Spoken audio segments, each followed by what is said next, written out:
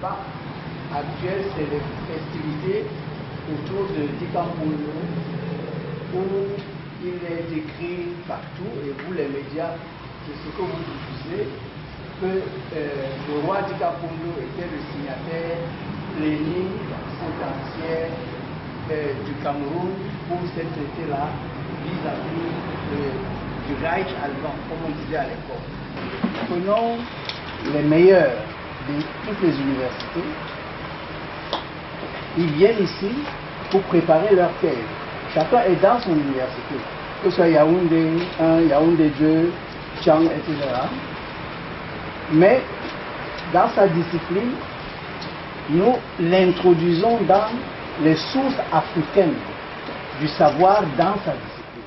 Nous avons les documents sur le Cameroun ici de 1850 jusqu'à nos jours, y compris les 2 guerres mondiales, mais des documents authentiques. Ce qui a déclenché tout ça, c'est festivité et aussi le film Our Wishes. Bon, c'est là où j'ai compris que la coupe était pleine et qu'il fallait quand même se lever pour dire allez, stop. Il faut dire au plat qu'est-ce qui est en train de se passer. Surtout que les médias, n'est-ce pas, se sont emparés de cette question et vraiment on raconte des choses très graves qui ne sont pas exactes. Bon, alors commençons donc par Germano Douala. Je ne connais pas ça.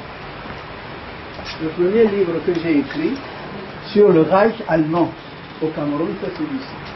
Das Deutsche Kaiserreich im Cameroun, c'est écrit de 1840 à 1910. Ce document, c'était mon mémoire de maîtrise à l'université de Lyon 2 en 1970. C'est-à-dire donc que tous ces documents que vous voyez ici, c'est un travail que je fais. Je rassemble des archives allemandes depuis 1968-1969. Et le traité germano, voilà, ça n'existe nulle part.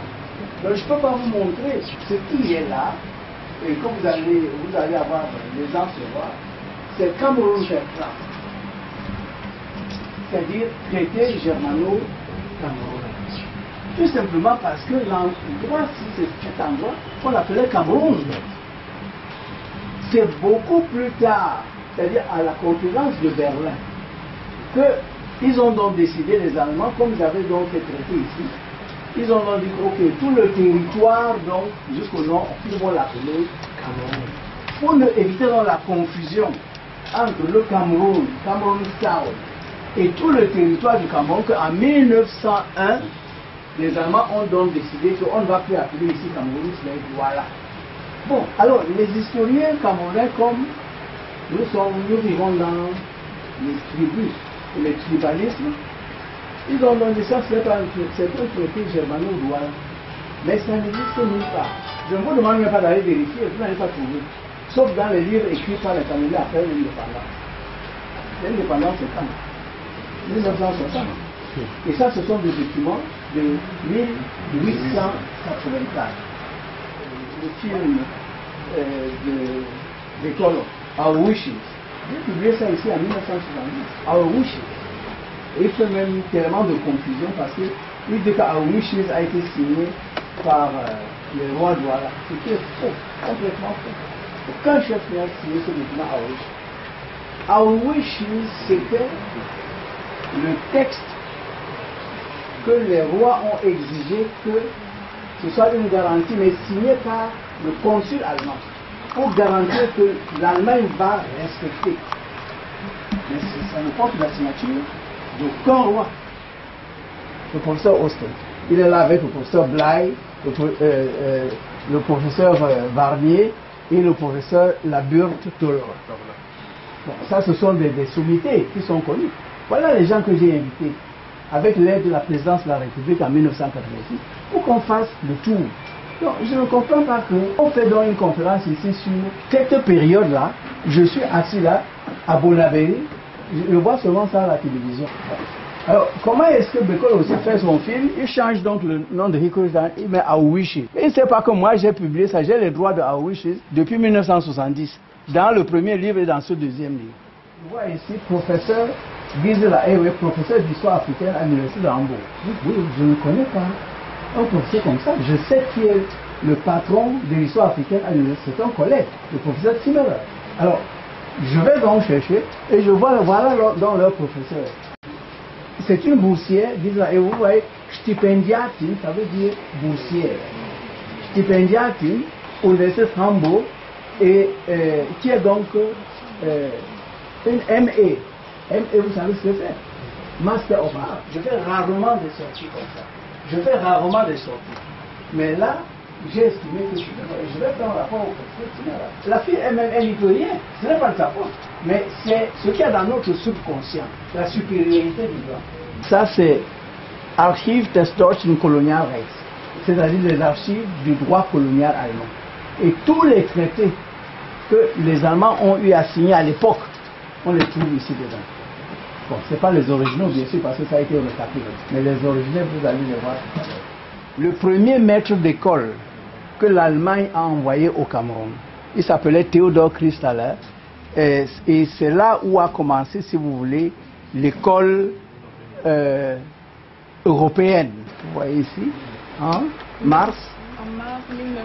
Cet ensemble de livres-là que nous avons, j'ai dit il y en a 300 là-bas, à peu près, c'est ce genre de livre qu'on utilise pour savoir exactement, c'est-à-dire qu'est-ce qui s'est passé à l'époque.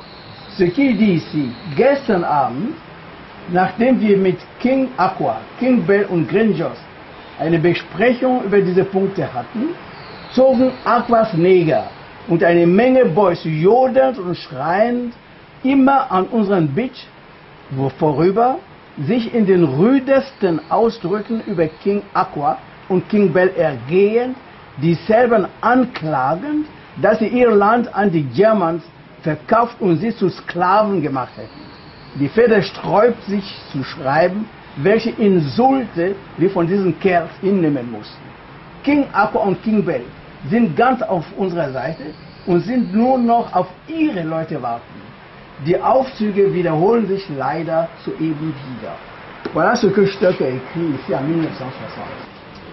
Après notre entretien d'hier soir avec King Aqua, King Bell et Grinjos, sur ces points donc du traité, les nègres d'Aqua et une foule de jeunes se dirigèrent vers la plage en criant et en vociférant les pires des menaces à l'endroit de King Bell et King Aqua, les accusant de vendre le territoire aux Allemands et de vouloir faire de la population des esclaves.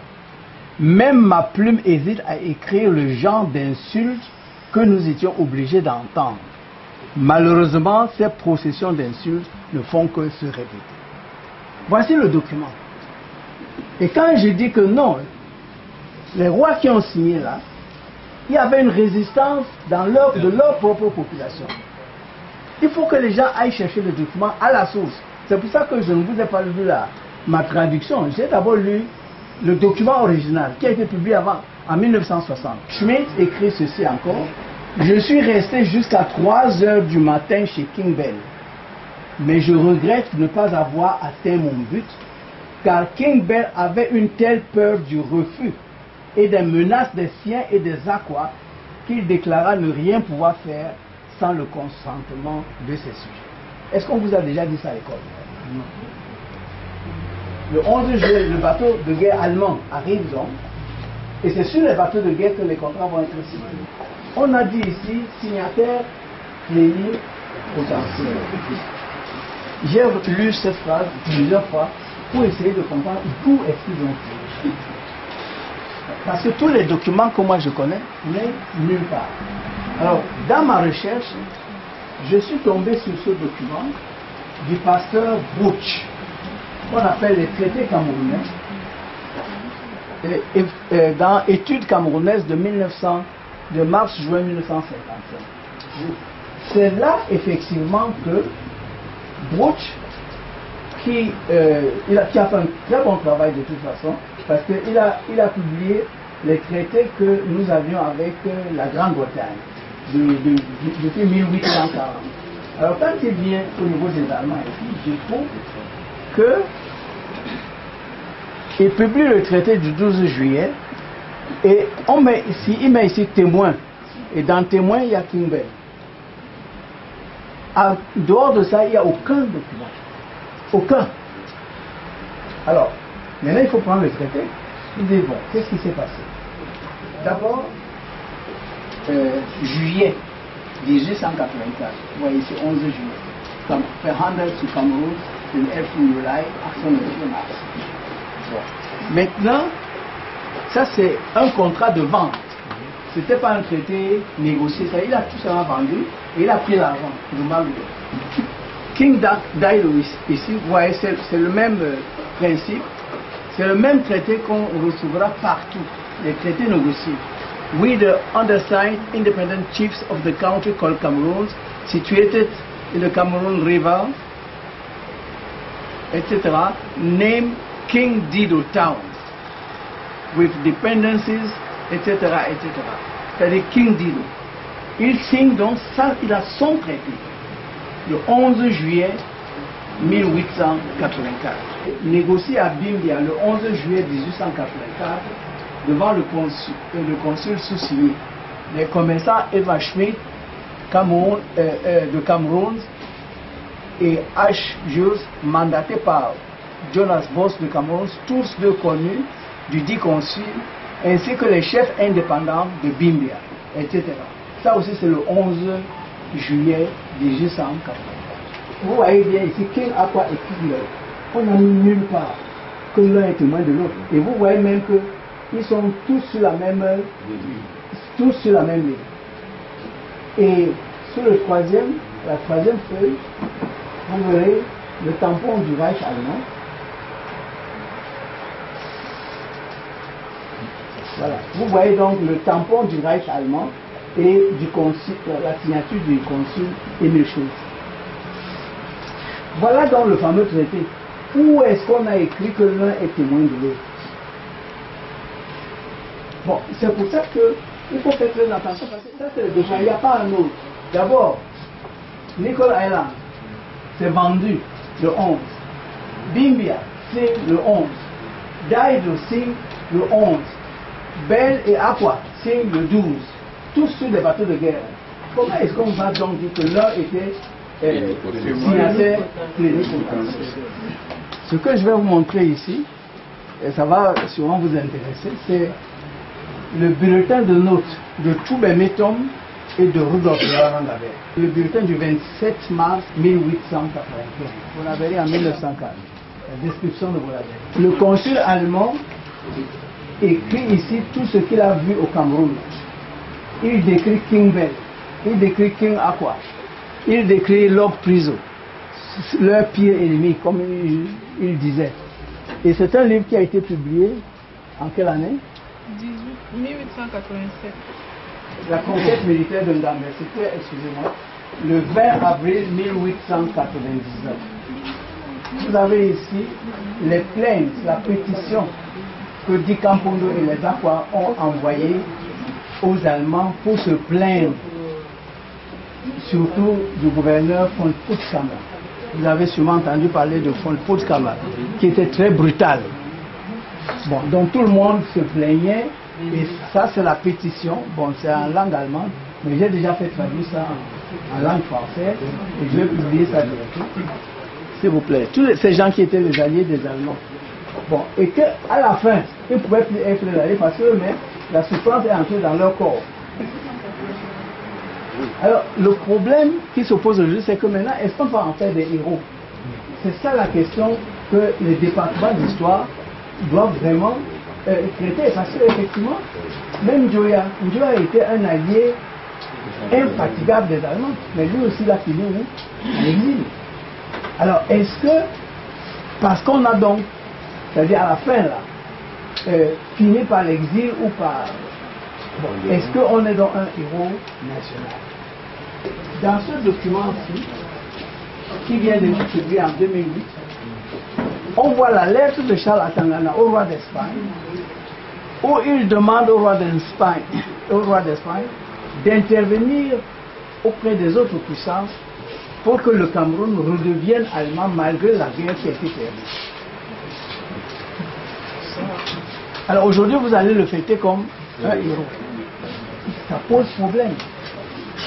Donc, c'est pour dire que le problème n'est pas seulement au niveau maintenant de Di Campondo, etc. C'est un problème général au niveau du Cameroun.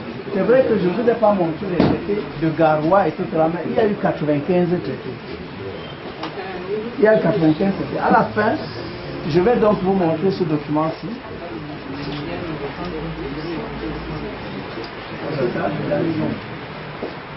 Un jour, je reçois un coup de fil qui vient des États-Unis. Apporter ce document.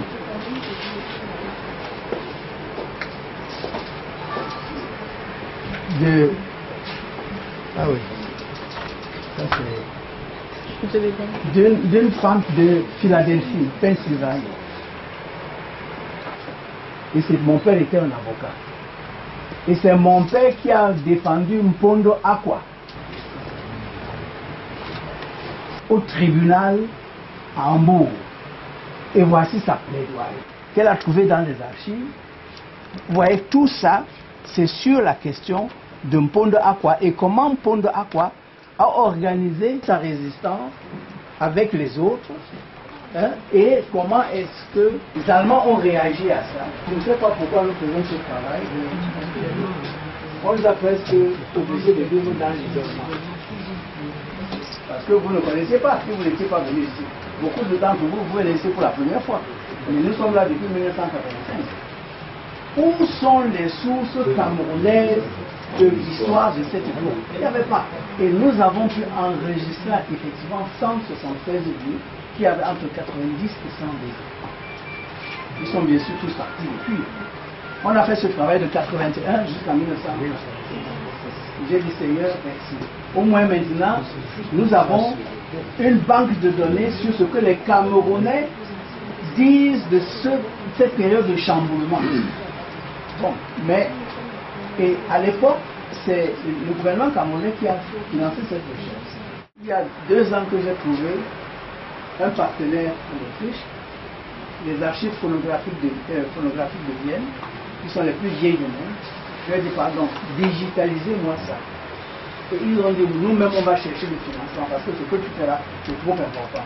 On n'a jamais eu des documents sonores comme ça.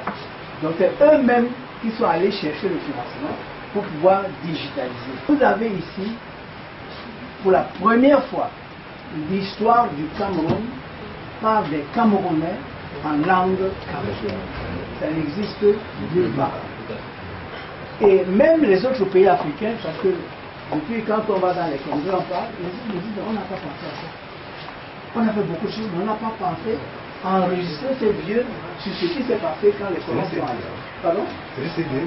Alors voilà par exemple donc un CD d'une sélection.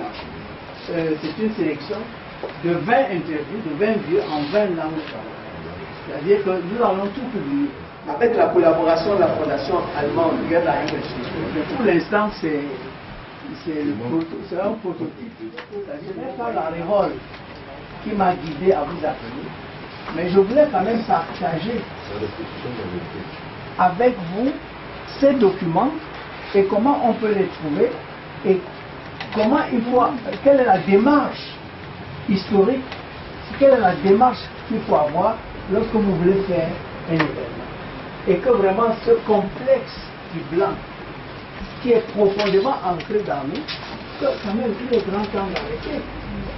Encore une fois, comment est-ce que moi, professeur de droit magistral, je suis invité à écouter une Master of Arts qui a à peine mon... qui peut-être que moi je vais peut-être refuser chez moi un doctorat. Donc il faut arrêter ce massacre. Et qu'on l'appelle encore chez moi professeur des universités. Une Master of Arts. Voilà donc, je vous remercie infiniment pour votre présence et pour votre attention.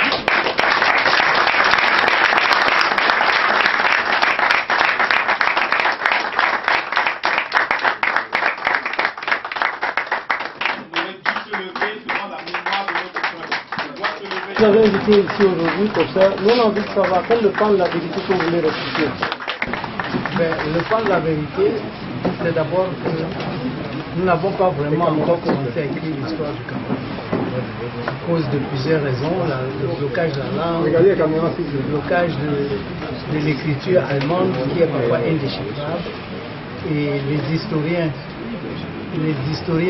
n'est-ce pas, Camerounais ne lisent pas l'allemand, pour l'écrasante majorité, et les germanistes camerounais ne font pas d'histoire. Alors, comment voulez-vous avoir la restitution de votre mémoire au niveau de la naissance du Cameroun? Alors ça, c'est une chose. Comment vous pouvez être signataire plénipotentiaire? Je vous ai montré le traité signé par les Daïs. King Dido, Jimmy Kwai. Je vous ai montré le traité signé par Bimbia, le 11 juillet, avant le 12. Et puis je vous ai montré le traité du 12, le fameux traité du 12 juillet, où Akwa et King Bell ont signé conjointement, l'un à droite, l'un à gauche. Il n'y avait pas que tel était témoin de l'autre. Je vous ai montré les documents originaux. Donc il faut arrêter de falsifier l'histoire. Et là je dis ça en tant que professeur de rang magistral des universités. Il faut arrêter ça. Il faut arrêter ça, il faut aller dans les documents. Je vous ai montré le document de Burch, n'est-ce pas, de 1957, qui a commencé à mettre cette erreur que Bell était témoin de Akwa. C'est une erreur qui a été faite, mais qui est dépassée par l'écriture et la recherche historique depuis longtemps. Et là, je suis heureux que vous avez vu vous-même les documents, et vous avez vu que nulle part il y a le terme Zeuge allemand, c'est-à-dire Zeuge, c'est-à-dire témoin. Nulle part. Alors il faut que les Camerounais, s'ils veulent parler de l'histoire de leur pays, qu'ils aillent d'abord dans les